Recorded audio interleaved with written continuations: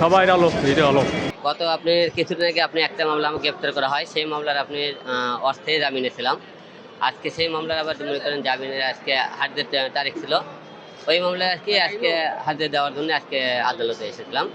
আজকে মনে করেন আদালতে আমাদের জামিন মঞ্জুর করেছে, আগামী মাসে আবার ধার্য তারিখ করেছে।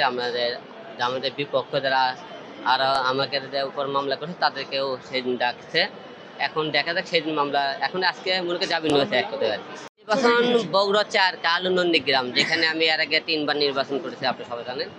বগুড়া থেকে নির্বাচন ওখানে প্রতিদ্বন্দ্বিতা আপনার হলে যে সবকটা দলই আছে। এবার মনে করেন বিএনপি আছে, জামাত আছে, গণ অধিকার আছে, তারপরে মনে করেন আরও মনে করেন যে কটা নতুন কিছু মনে করেন দল আছে, এবং স্বতন্ত্র প্রার্থী থেকে অনেকে ভোট করতেছে।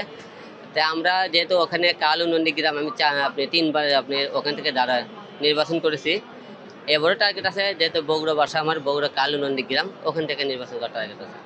আসলে কিছু কিছু জায়গায় খালি মনে করেন দেখতে গেলে যে মনে করেন একটা লোক আহত হলে তাহলে হয় না। তবে একটা বিষয় কি, মানুষ দূর থেকে তাদেরকে দোয়া করা, আমার মুখে মানুষ দেখবে তাদের দোয়া করা সবচেয়ে বেশি কাজ।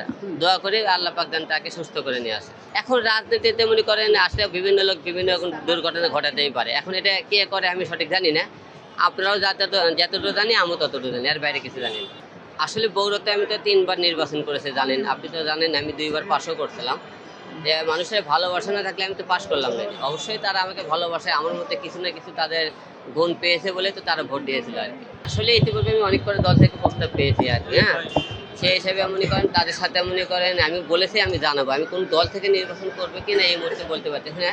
যেহেতু স্বতন্ত্র থেকেও আপনি সব কটা বাড়ি করেছি, এবারে স্বতন্ত্র টার্গেট আছে কোনো দল থেকে করি, কিন্তু ইতিপূর্বে আমি অনেক কটা দল থেকে নক পেয়েছি, তারা সেটা আমার কথাও হয়েছে, কিন্তু দল থেকে নির্বাচন করবে কিনা এই মুহূর্তে বলতে পারতেছি। যেহেতু আমরা সিনেমা জগতের লোক, রাজনীতিতে এই যাবত আমি বাদত অনেক লোক যারা রাজনীতি করে তাদেরকে নিয়ে তো জীবন কাহিনী নিয়ে সিনেমা করেছে, দেখেছেন।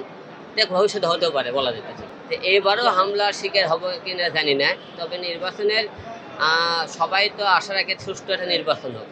যে গত কয়েকবার অনেকে বলছে এবার সুষ্ঠু নির্বাচন হবে, সেই হিসেবে আমরা নির্বাচনে আসতেছি। যে আমরা আশা রাখবো সুষ্ঠু নির্বাচনে। এখন তো প্রতিটা মনে করেন যারা ভোট করে যারা এসে সবাই তো একটা আতঙ্কের মধ্যে আছে। এই আতঙ্কের মধ্যে থেকে বের হয়ে আসতে হবে সবাইকে, কারণ আতঙ্কের মধ্যে সবাই থাকলে তো নির্বাচনের মাঠে কেউ থাকবে না। তো নির্বাচনের মাঠে মনে করেন মামলা থাকবে, হামলা থাকবে, তারপরে মনে করেন অনেক কিছু থাকবে। এসব মনে চিন্তা ভাবনা করে সামনের দিকে এগিয়ে যেতে হবে।